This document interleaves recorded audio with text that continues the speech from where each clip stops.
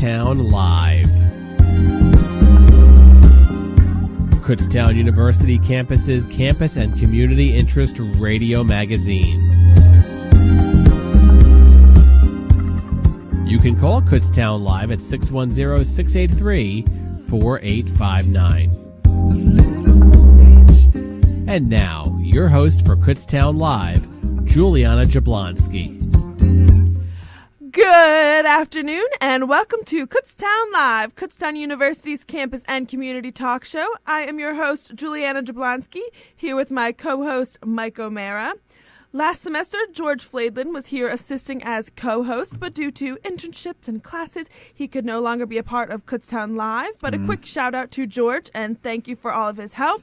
Like I said, Mike O'Mara is now taking over George's role. Mike has definitely been working very hard to secure guests for the rest of this semester here for Kutztown Live. Thank you. Thank you for being a part of Kutztown Live with us this afternoon and for the rest of the semester and all of the work you've been putting in. Happy to do it. I'm really excited to be here. Thank you, Juliana. Yes, but on to today's show. We will be hearing from Joy Fisher from the Keystone. We will also be hearing from the swimming head coach, Tim Flannery. And we will also be speaking to KUR's own Laura Keim. Here with us now is Coach Tim Flannery. Hello and welcome to Kutztown Live. Thank you so much for stopping in the studio today. Thanks for having me. It is wonderful to have you here. Do you want to start off today's show by telling us a little bit about you and how you got to your position here as coach of the swimming team? Oh, gotta go way back. I started working at Kutztown, I think, the fall of 1996. And I was hired, I was the head coach at the U.S. Merchant Marine Academy out in Kings Point, New York. And before that, I was at the Naval Academy for 4 years as an assistant men's swimming coach. So I came here in 96, and I've been here. So. Did you grow up on swim teams, or was it something you discovered you liked later in life? Or I was following my older brother and my older sisters. They swam, and being the bratty little kid that I was, I just kind of followed them into it. You've been head coach for 22 years. Yep, 22 years. Wow. Yeah, I say wow every morning. Must mean you like it, though, if you've been here for 22 years. Yeah, I do. So how has the team been doing so far this season? I know there's one more meet still coming up this weekend. Is that the final one of the year then? No, we have there's another meet. It's kind of like a final qualifier at East Stroudsburg the following weekend, final qualifier for the PSAC championships. And then we move into the PSACs, which is February 21st to the 24th. Okay. And then hopefully, keep our fingers crossed if we can move somebody on to the NCAA championships in March. It's going to be a tough road to hoe, but we're going to try. And how has the team as a whole been doing so far this season? Good. Right now, our record right now is 5-3. We've got a big meet coming up this weekend. It's our senior day here at Kutztown, and we're swimming Millersville, and we're also swimming LIU Post. And LIU Post, I think, is ranked. I want to say they're in the top 20 in Division II swimming right now, so it's a really tough team. But the meet with Millersville, that's a big one because it's a conference rival. And how does like a college swim meet kind of go over? What kind of happens there? Well, usually the coaches, we've got to come to an agreement about what events we're going to swim. And there's literally, I want to say maybe 4 or 5 different ways we can swim a swim meet. But usually the one that I like, it's called the 16-event format. And because we have no diving here at Kutztown, it's a 14-event format. So that's the one I like to swim. And our team likes to swim it. It's a tough format. But, we got to get the coaches together to agree on a format. And once we do that, then we can kind of start gearing our team for the events. And I know Mike and I were talking earlier, and I mentioned to you before the show, how is scoring calculated for swim meets? The same thing. For individual events, it's 9 points for first, 4 for second, 3 for third, 2 for fourth, and 1 for fifth. So if you win the event and you got 2 people in the event and you go first and fifth, you're going to win the total points 10-9. And then that's for individual events. And then the relays, it's 11-4-2. first place, second place, and third place. Mm-hmm. So, yeah, it's exactly. And that's the thing is that if you come into a swimming meet, if you're not very familiar with it, it could be, okay, I know the team won, but, how'd they get that many I was points? looking at the records online. You could see the W or win, and then there was just 2 random numbers, and I was like, I have no clue. Yeah. I know that's some type of score, but I didn't know how to understand that. Are those random numbers the collective team, like a relay thing, or are they combined with individuals as well? Yeah, they combine with individuals. Okay. As And well, too. who's your leading point getter individually? Oh, man. I'd have to go through it. I think right now it's probably either Lindsey Brenneman, who's a freshman, Wow. or most likely it's probably Claire Frank, who's Claire, a junior. I love Claire. I absolutely love Claire. She works in the Office of Student Involvement as well. She's responsible for our entire rebrand. She's phenomenal. Oh, I know. She's a heck of an artist, too. Mhm. But she's a hard worker. She's probably our best all-around swimmer because she can swim a lot of different things. Lindsay is more of a distance swimmer, even though she likes to sometimes say that she's a sprinter. She's not a sprinter. I hope she hears this. You're not a sprinter. But anyway, but she'll swim like events like the 1,000 freestyle and the 500 freestyle. How many players do you have? Players, swimmers. Sorry. That's all right. We've got 17 swimmers right now. Split between, like you said, it was senior day. How many seniors you got leaving you? Too many. Too many. That's not good. We've got 9. Okay. Wow. That's half the team gone. Yeah, half the team out the door. Well, then how is next semester? Like, where's the leadership role come in? Is it? It's going to be probably in the junior class, but the thing is that I've been beating the bushes trying to get recruits. We signed 2 kids in the early signing period, both of which are definitely going to help us next year. That's good. And I think we've got some pretty good leads going into the spring signing period. So I've been very encouraged, especially I was out last week at Chambersburg. In December, I was down at York looking at another swimmer. And I think we'll be in good shape next year. When's the spring signing period? Sorry, Julian. Spring signing period is in April. Okay. So we're looking forward to some really good posts. I hope so. Yeah. I say that every single year, but yeah, it's just recruiting. It's part of the game, and I had an athletic director back at the Merchant Marine Academy, and it still holds true. You're only as strong as you can recruit, and so that's what we got to do that every single day. And along with recruiting, my next question was kind of how do students get involved? Is there, do you have to try out, or can anyone do it, or do you have to come from a high school swimming team, or how does that really work? Well, I've always had a no-cut policy. If you want to come out for the swimming team, as long as you can make the practices. And, it's challenging. We've had kids that come out, I want to come out for the swimming team, and the first day, I can't do this. And sometimes, but then there's other kids that I've had on the team who aren't exactly the greatest swimmers in the world, but they've stayed with the program for 4 years, and it's been the greatest experience that they've ever had. So, if a kid is going to be a great team player, good teammate, they work hard in the pool, that means they're bringing something to the table. And a lot of times, even the best swimmers, when they see that kid hanging with it, like in the outside lane, who's not as gifted as they are, sometimes that pushes our, they're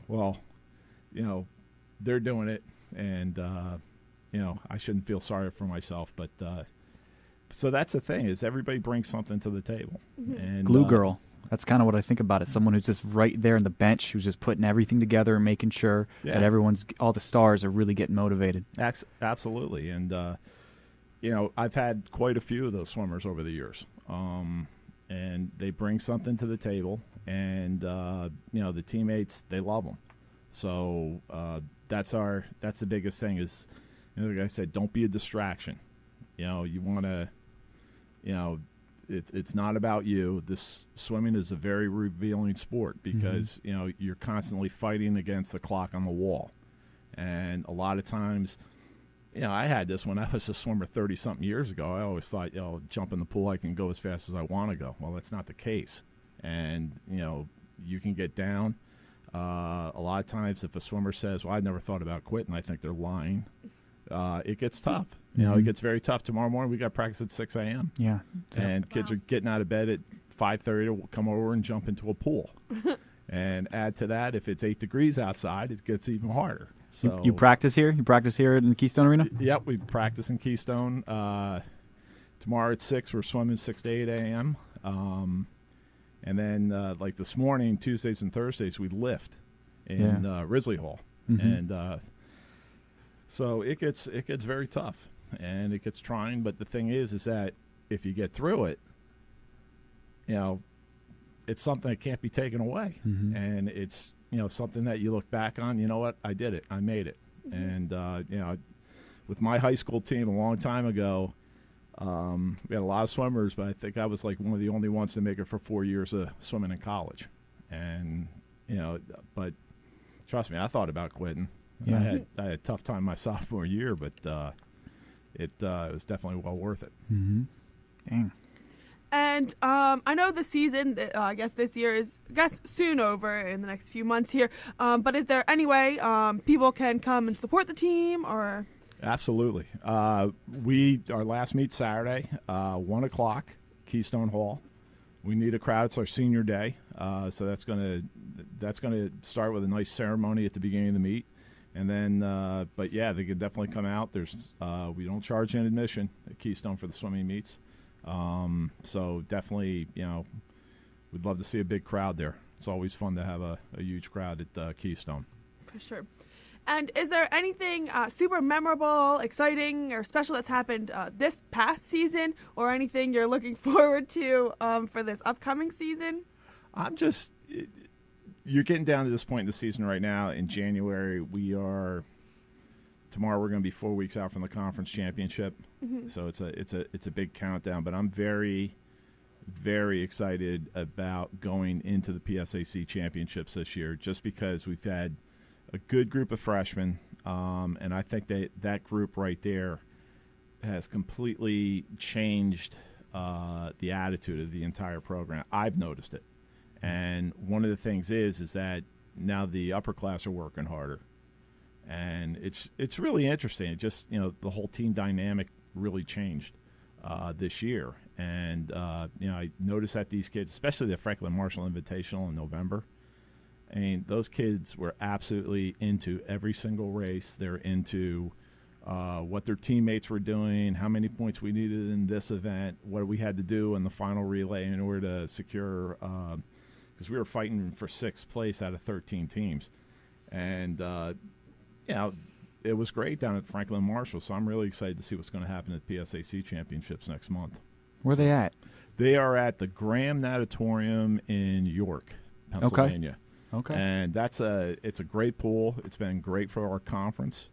Nice part is it's on this side of the state, so we're not like Edinburgh and Gannon having to get on that bus Saturday night and not getting home till 4 o'clock in the morning or something like that. Oh my gosh. Which it's brutal. Mm-hmm. And we finally got that changed this year, but we used to go from Thursday to Sunday.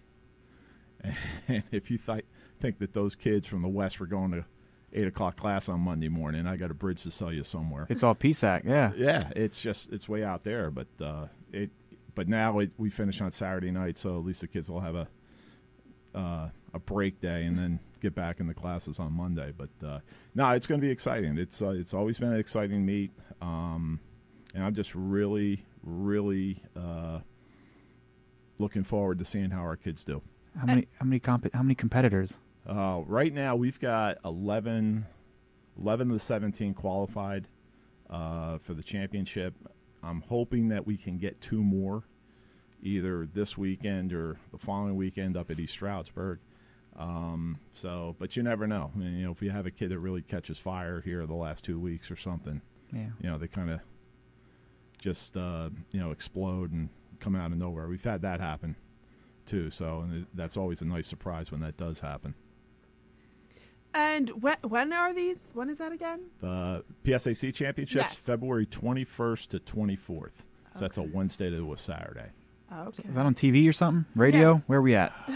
I wish it was. Yeah. It's down at York Natatorium. Yeah, PCN, they've covered football, and I think they're covering basketball. They're kind of starting to spread out. Mm-hmm. Hopefully, I'm still trying to get Caracatolis to cover one of our meets for KUTV. Mm-hmm. We're still trying to figure that out, but I don't know if we can. I don't think wires are very good around wet areas. I don't think so either. So, anyway, but that's no broadcast rights yet. So okay. Well, we can still look forward to that really, really positive press release. Yeah, I hope so. Yeah, yes. I hope so. For sure. Oh, sorry. Sorry, I thought I cut you off there. Nope. Are there any just kind of final thoughts or things you'd like the people listening today to know about the swim team as a whole, or anything coming up, or anything you'd just like to say on the radio? No, the biggest thing is just with the Kutztown community. Come on out to these swim meets. They're exciting. It's not just people swimming back and forth, but the biggest thing is that these women, they've been in the water since September, and they've been working hard, and it's definitely helpful for them to see a big crowd. Besides, swimming's one of those. It's a parent sport. You see a lot of parents there, but it's great when we see students there, and especially like this weekend with the Millersville meet. It's going to be pretty crazy when you have a 3-team dual meet. But the thing is, if we get a good crowd out there, that's going to help our team quite a bit. The senior day, and it's the first shot I think that we've had in, I think about 7 or 8 years at least to get to 6 wins. So that's a goal for this weekend. And is there like a website or an Instagram or a Twitter or something we can go on to see do you run when that? And where? You're on that Twitter? Yeah, we have a Twitter page. We have a Twitter, and I think also through KU Athletics, their Instagram account. Yes. And we also have a swimming Facebook page, which I think Facebook is dying right now among young people. Just a little. Just a little bit. Old people like me. That's about as far as I can go. But anyway, yeah, we have that, and but we'll be updating and also putting up the results on those websites, but also KUBears.com. And what time's the meet this weekend? 1 p.m. 1 p.m. at the pool. 1 p.m. at the pool. Keystone Arena pool. Are we home this weekend in basketball? Are we home this weekend in basketball? That's a good question. I think it got rescheduled, honestly. Yeah, I don't know, because that's always pretty good too. When we get a home basketball, we get a lot of people coming in. We got a home game tomorrow. We'll be there. Yep. Seeing what's going on. So, but yeah, it'll be exciting this weekend. So I know the team will be fired up for it. All right. Well, you'll have KUR support. We're here. Go ahead. I thought you were going to say something. I'm good. Didn't mean to cut you off there too. Yeah, that's super exciting. But thank you so much for joining us here in the KUR studios. It was great to have you. Thanks for having me. To inform me on a little bit of swimming information and learned about scoring and all that. I always wonder. But thank you so much, and hopefully maybe we'll catch up with you next year or something about the season then. All right. Thanks for having me. Thank you so much, and we will be right back with more of Kutztown Live.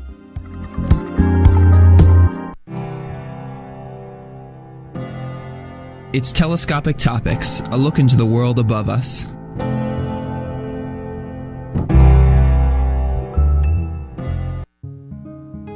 Do you ever feel isolated? Hi, I'm Brianna Rode. Feeling isolated and lonely is a pretty common problem here on Earth. It's not fun and it can make you absolutely miserable. So how do you think astronauts feel? Astronauts are isolated in outer space for weeks, months, or even years. So you could imagine it would eventually start to have some serious effects on their physical and mental health. Isolation itself only really causes a few health concerns, including depression, anxiety, and high stress levels. The rest are side effects of the high stress levels. High stress levels can lead to obesity, high blood pressure, diabetes, and heart disease. Being an astronaut, you have to be in the best physical health possible, and heart disease and high blood pressure don't really help. Along with the risks of high stress levels, some of the direct effects of isolation are anxiety and depression. Anxiety and depression take a lot out of people mentally under normal circumstances, so being in a confined spaceship in high-stress situations is not the most ideal position to be in. In fact, high-stress situations can make anxiety and depression worse. Anxiety and depression can consume your thoughts and distract you from your work and objectives. So not only is this pretty bad for the astronauts' mental health, it can also put their missions at risk along with their lives. Besides the mental health risks, isolation also can make day-to-day living very difficult. In one study, people who were isolated under normal conditions on Earth had more trouble doing simple tasks like moving around, dressing themselves, and eating. Being isolated in such a small area in outer space would make these tasks even harder. Everyday things like eating and moving around are extremely difficult to do in space, so when you add the effects of isolation onto that, the tasks may become nearly impossible, which unfortunately just increases stress levels even more. Such high stress levels can actually weaken your immune system, and having a weak immune system in a confined space with other people can lead to higher risk of illness and disease, which pretty much means that the more isolated you are, the more likely you are to be constantly sick, and even worse, it increases your risk of death at a younger age. One study showed that it is more likely that you die at a younger age if you are isolated for long periods of time. Other studies have found mixed results, but you can assume the increase in mortality rates is probably due to all of the health risks. Clearly, isolation causes many health risks and physical problems. The high-stress environment of being confined in space only heightens these problems. I think we all need to pay a little more attention to the health risks involved with isolation, especially when it comes to the astronauts already putting their lives at risk. Telescopic Topics, a look into the world above us. Stay tuned to KUR for more telescopic topics. Telescopic Topics is a production of the KU Physical Sciences Department and is recorded by KU astronomy students in the studios of KUR. Thank you for listening, and we'll see you next time.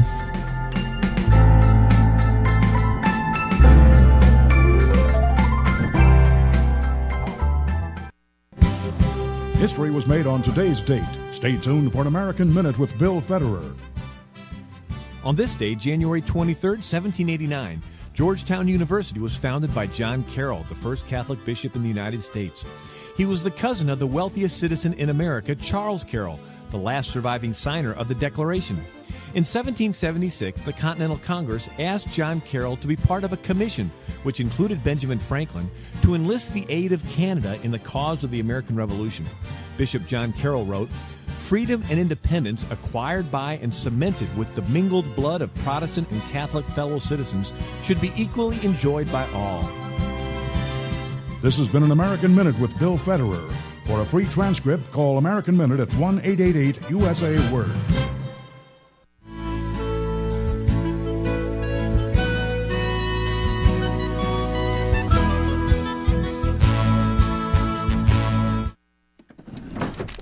I don't believe it.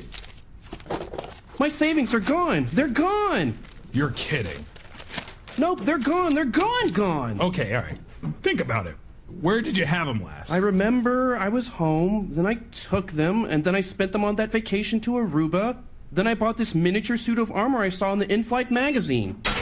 And that's the last you saw of your savings? Yes. This is so weird. I know, right? Weird? Not really. Not saving now means no money later. You'd be surprised how quickly a little money from every paycheck can really add up. Put away a few bucks, feel like $1 million. For free ideas and easy ways to save, go to feedthepig.org. That's feedthepig.org. The armor is cool, though. Oops. I think I broke its gauntlet. You broke my favorite part. This message brought to you by the American Institute of Certified Public Accountants and the Ad Council.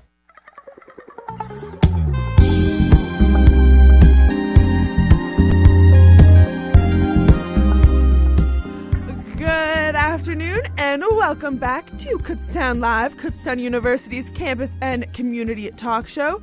Before that little break there, we just heard from KU's swimming coach, Tim Flannery, talking about the season they've had and their upcoming meet and the PSACs coming up. Here with us now is Laura Keim. She has her own show here on KUR. Hi, Laura. Hello. How you doing? I am good. How are you? Peachy keen. Okay. I'm here for that. All right. So do you want to tell us a little bit about you and what show you have here on KUR and when that is? Okay. I am a freshman here. I'm a music education major, so I'm just kind of in KUR for the fun. But I host Accidential every Monday night from 8 to 9. It's a variety show, all kinds of music, just because I love music too much, hence I'm majoring in it. But I have too wide of a variety of tastes in music to pick one. So I decided I wanted them all, so I have a variety show. What'd you play last night? What did I play last night? I played Fall Out Boy, I play Delamay, which is a bluegrass band that I'm obsessed with. Fall Out Boy bluegrass band. Nice. Yes, of course. I play indie rock. I play all kinds of stuff. I play jazz. I play big band. I play anything, really. Rap sometimes. Depends on my mood, honestly. It's accidental. It is accidental. Do you have a favorite artist or singer or band or anything? One that like pops in your mind or like? I have a lot of favorites, so Yeah. it's kind of hard to say. But like I said, I am really obsessed with this one bluegrass band, Delamay, all female bluegrass band, which is really hard in that industry actually because it's primarily a male industry, which is a very exciting thing to have an all female, really rockin' awesome band. That I would recommend to anyone and everyone. And how did you find out about them? I actually have a family friend who was like, hey, you should come to this bluegrass festival called Gray Fox about over 2 summers ago. And the first one I went to was 2 summers ago. And I took all these workshops. I started playing the mandolin. I play a bunch of instruments for the record, but mandolin is like a little hobby of mine. Yeah. So I went to all these workshops. I went to guitar workshops. I just like learned so much about it in that 3-day span and went to see so many really cool artists. And I was like, oh my goodness, this is such an awesome learning opportunity for me because I get to expand my mind to a whole new type of music and a whole new type of appreciation for music. And their culture is so great because once you go, you really experience that type of like a family atmosphere to strangers, and it's really great because it's such a bonding experience. So I try to incorporate bluegrass in every show anyway, just because I love it. Steve Martin is a bluegrass band. Absolutely. And he started touring with this group called Steep Canyon Rangers. There it is. Got them off the ground and then stopped touring with them and is now touring with them again. Yeah, I saw his little Tiny Desk concert on NPR. Oh, yes. He's rocking. They're really great, too. I actually have them lined up in a future show, I think, within the month. So. And that's actually interesting because you were talking to me a little bit about how you have your entire semester I do. planned out. He mentioned that to me today, and I was like, oh, my gosh. I do it like the night before. See, last semester, yes, I did it like the day of, like day before. I'm on Monday, so I would basically take the weekend and try and figure out what I wanted. And I try to make sure that I have a little representation of every type of music because there's something for everyone, and everyone should be welcome to listen to my show, of course, because you could find something that you like that you don't know about and something that you do like that you do know about. And I think that's really important to include everyone. But this break, I really had nothing better to do because I was not working at that point. And I also take 11 classes because music education is an insane major. So I'm taking 18 credits, and a lot of them are 1-credit classes. So I have so much going on, and people vomit when they look at my schedule. So. Oh my gosh. I know my friend, he also majors in music, and he tells me about how many classes, and I just think that's insane. Oh, yeah. And you know what? We all are a little crazy. We joke that we're a special type of crazy.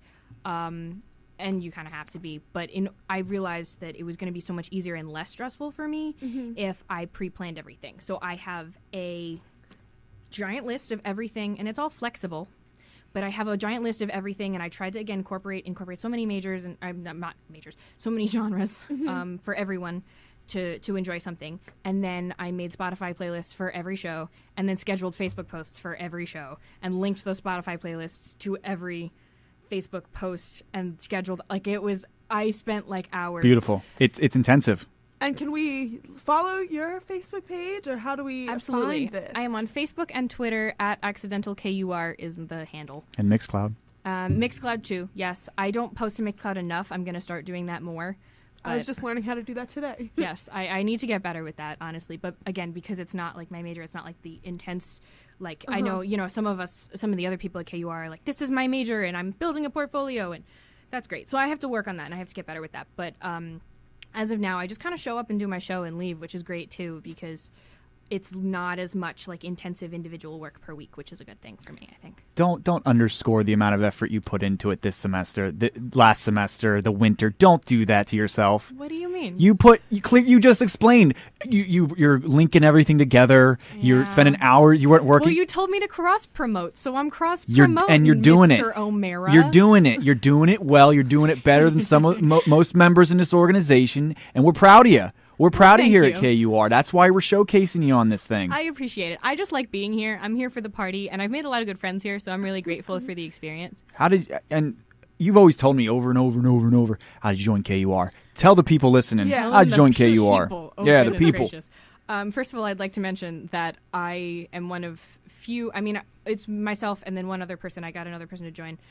We are both music education majors, but everyone else is pretty much all over the place, and you can be anything. Yeah. But I was originally commercial music when I applied, and to be a commercial music major, you also have to audition. So I was here for auditions and stuff. I eventually came to an accepted students day, where I walked up to a table, and I now know. At the time I didn't, but I now know that our secretary was the one who was talking to me, and he was saying, like, oh, anyone can join KUR, and I came in with like, oh, is this going to be a resume builder for a commercial music major? Because, production and business and stuff like that, it would look good in the music field of having worked in radio and then understanding that aspect of it as well.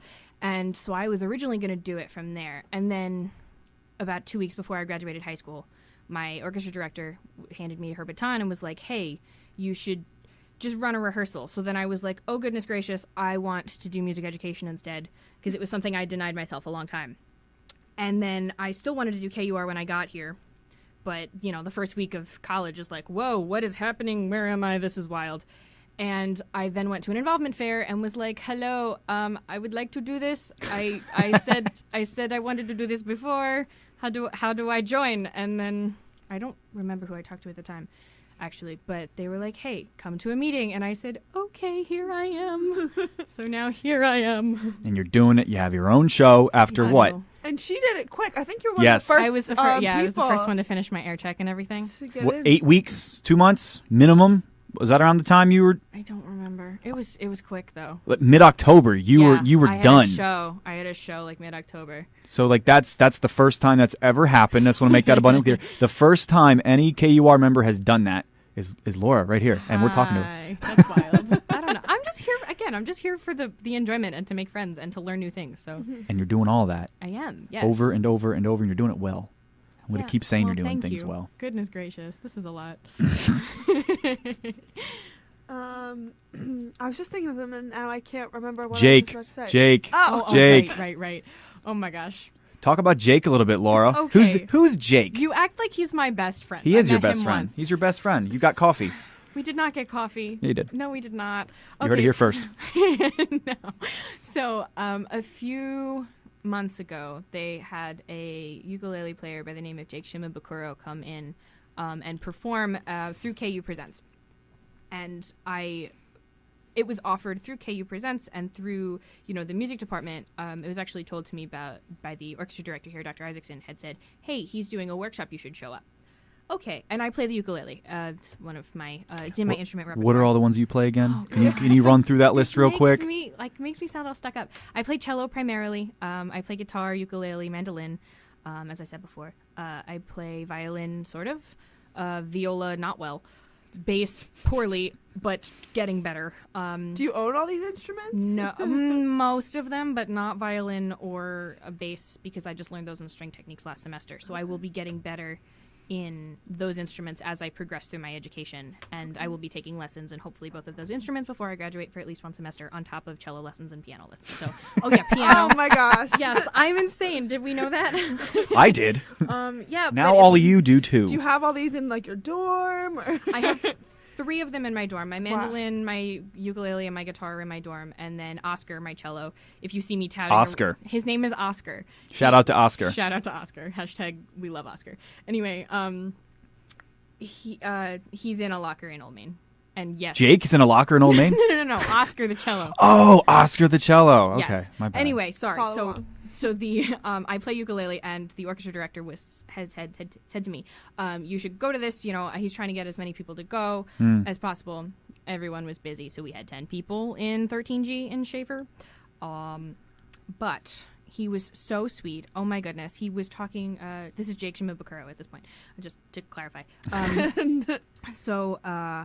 He was so kind and wonderful, and he was talking about how he got to where he is, and he was talking about his passion for music, and how a lot of times when people play the ukulele, they have to accompany it with singing, because that's generally what you would do, and that's what so many people do. When you hear somebody plays the ukulele, it's like, okay, well, you have to sing and accompany yourself with your uke. He is phenomenal in his way of playing, because he doesn't play and sing. He lets the instrument speak for itself, and I think that's really interesting and important as well. But he introduced himself to me as Jake. Like, everyone who was there, he shook my hand and he was like, "Hi, I'm Jake." And I was like, "Hello, Mr. Shimabukuro." Like, he's the... Can you say that last name again? Shimabukuro. I applaud she says you. it so easily. Yeah, like, I applaud you for that one. Okay. I can't say it again? Shimabukuro. Oh, Shimabukuro. Yeah. Oh, that's a little... When I read it out loud, I was like, oh my goodness, I'm botching looking this. at it on paper, it's like, wow. Shimabukuro. Okay. Yes, and it was amazing because I was like, "Hello, I'm Laura. I'm a music education student here." He goes, "Hi, I'm Jake. How are you? It's a pleasure to meet you." And I was like, "You're such a sweetie. Like, oh my gosh." Like, he was so pleasant and wonderful. Was the workshop fruitful? Yes. What'd you learn? We learned, we just learned a lot about, his life, yes, and as well as he performed for us a couple things too, which was like these really cool, he just played little like acoustic things that we were very privileged to see because he didn't play those when he performed for, at Schaefer, his scheduled thing with KU Presents. But it was just a really... it was just really a nice intimate thing, and he was talking about like how he fell in love with the ukulele, and he was talking about some ukulele theory and that type of thing too. So technique, stuff like that, and how one can progress and get better on the instrument without actually making it like a workshop where it's like, this is a C chord and this is a G chord. He was talking about like, the real specifics of his instrument and how he makes it sing the way it does, and it was just really, it was fascinating to me how I could gain from that, and I would not have had that opportunity if it wasn't for KU Presents and if it wasn't for Kutztown, and I'm really grateful for that. I was going to mention that. She did it for me. She's amazing. I'm not amazing. I'm just here to party. So that's you all. By here to party, I'm here to play instruments in a party. Like, I love your idea of a party. It's a party. I love it. Being a music major is a party 24/7. Yeah. In practice rooms and in the insanity, but all in that brand new, nice looking Schaefer building. Yes. We got 11 classes. Home? Your home. My home. This is your home away from home. That's your home. Home. Where do you sleep? Do you sleep? I've taken naps in practice rooms before, not going to lie, but I do sleep in my dorm. Although I do have 24-hour access to Schaefer, as do most music majors. Wow. Yeah. There's we a get lot card of access. There's a lot of things I'm hearing from music majors' perspective. You get a lot of cool stuff. Yeah, we get card access for. We obviously have to ask for it, but I have card access to like the piano lab, a lot of different things that they offer to us around the clock because they know that we're crazy people who don't have time to sleep. So. And do you want to be like an elementary teacher or like high school music teacher? As of right now, what kind of things are you looking to do? As of right now, I will be certified. Once I graduate, I'll be certified to teach pre-K through 12 band, orchestra, choir, general music. Okay. However, because I'm a string player, my specialty, not that it's necessarily on my degree, but I would apply for jobs to be an orchestra director at a school. I can't be specifically that picky because of not that there's not a lack in jobs per se, because there is a high demand for music educators because so many people tell musicians don't go into music education, there are no jobs. That's really not true. However, I would apply for an orchestra director position because that's where my specificity lies, and I think that's where I would be the best to my students. And being a teacher is so important in that you owe the students the best education that you can give them. So while I will be certified to teach everything and will have enough knowledge to teach everything, I need to teach what I feel most comfortable teaching because that's the student's right to have that. So I will hopefully start out with elementary school because I love the idea of giving students that joy, because that joy was given to me when I was in 4th grade, and I would like that opportunity to give that to others. But eventually I'd like to teach high school because I think that's also a really important place to be as well. So that's kind of my story. One more time, plug the show. Yes. Plug who you are. Social media. Okay. Hi, I'm Laura. Hi, Laura. I don't know why I'm introducing myself again. But, I host Accidental 8 to 9 on Mondays at Accidental KUR on Facebook and Twitter and Mixcloud. Tweet me, #Accidental KUR. I tend to retweet stuff that are tweeted to me a lot of times. Yeah, and just keep in touch. On Spotify, KURadio right? too. Yes, I'm on Spotify as well, and those links are on my the links to the specific playlists per show are on the Facebook page. There you go. Yeah. So cool. Well, thank you for joining. Yes, thank you so much for coming on to having Kutztown Live me. this afternoon. It was a pleasure to have you. You're so bright and fun. And we will be right back with more of Kutztown Live.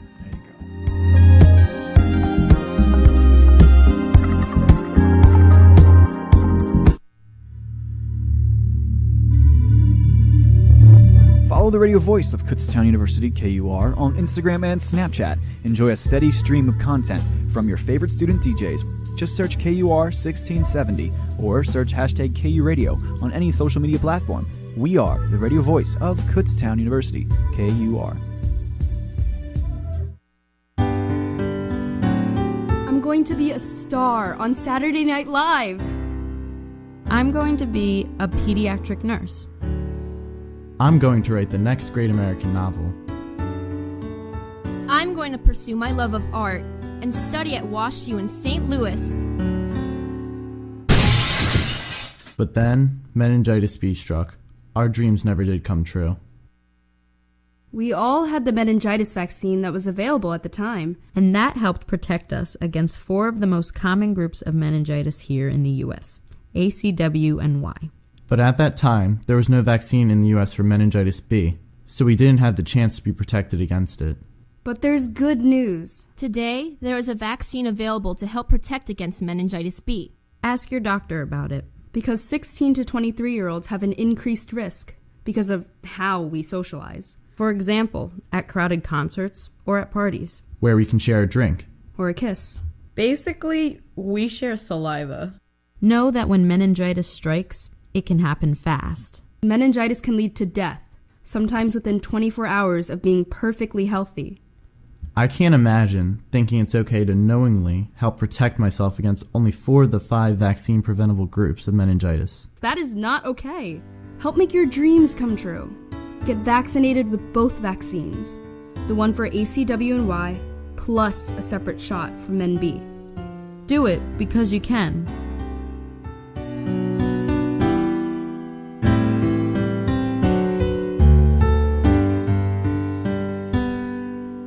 If you're having trouble paying your home heating bills this winter, there is help available. I'm State Senator Judy Schwenk with the Pennsylvania Moment. The Low-Income Home Energy Assistance Program, or LIHEAP, provides financial help with heating bills and furnace repairs to those who qualify. For more information, call the LIHEAP hotline at 1-866-857-7095. I'm State Senator Judy Schwenk with the Pennsylvania Moment.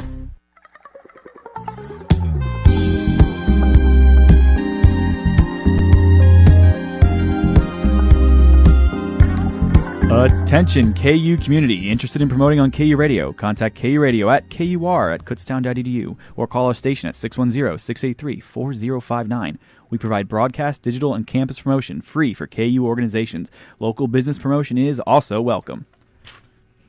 And welcome back to Kutztown Live, Kutztown University's campus and community talk show. We started off today's show with the women's swim team head coach, Tim Flannery, talking to us a little bit about what's going on with their season and all that. We, just before that break there, spoke to Laura Keim, KUR's own Accidental DJ host, telling us a little bit about who she is and her show there and her experience with Jake. Here with us now is Joy Fisher from the Keystone. Hello, Joy, and welcome to Kutztown Live. Hi, it's great to be here. It's all good. My bad. Do you want to tell us a little bit about who you are and what you do for the Keystone? Yeah, I'm currently their promotions manager, and what I'm doing is promoting the paper. These students do wonderful, beautiful work, and I just want to make sure that you're all able to hear about it. So, what I'm here to talk about today is our first issue. We are now publishing online first, which is an incredible. Why is it so incredible? Well, because now you have access to all the latest news that's going on around campus, upcoming events, all right there at the tip of your fingers on your phone or on the computer. And then you can pick up a hard copy if you'd like as well. So now there's more options. What's the website? What's the website? It's just the KU newspaper. You can look at Keystone newspaper. Okay. So you can go directly from there and you'll find it. KU Keystone newspaper, and you'll find it. There you go. Bit of a tongue twister. So I'm going to give you guys a little bit about what's going on with this current issue. I actually would like to start with an update from our last issue, the bookstore thread. The PA State System of Higher Education, so schools like Kutztown, Millersville, East Stroudsburg, there's a potential that the bookstores could be moving off campus. So you can read about that update in our current issue that will be coming out. Along with, what readers can expect for this issue is the from our freeform section, the disaster artist is covered, which is a review documentation of the movie The Room and about how its success and being unsuccessful, as well as the Netflix review Godless. Also, again, I'm not going to give anything away about that because it's written beautifully in our paper. So please go ahead, give it a read, whether it be online or you can pick up a copy outside of just about any of the buildings, such as the Academic Forum. I know there's some in BAME. They're usually right around the entrance. There's a big stack of newspapers that you guys can grab. Enjoy. All right, and I know last semester, I think it was Justin Schweitzer was always coming in and giving us updates on the newspaper and when the next issues will be coming out. Will that be you coming to see us since you're now the promotions director, or will we be meeting with someone else when those issues are coming out? It could be either one, whether or not Sam, our lovely new editor-in-chief, would like to come and speak on behalf, or me. I love being here, and I don't mind doing it either. So it would be what would be best at the time. When's that next issue come out? Oh, my mic's not on. Oh. When's the next issue come out?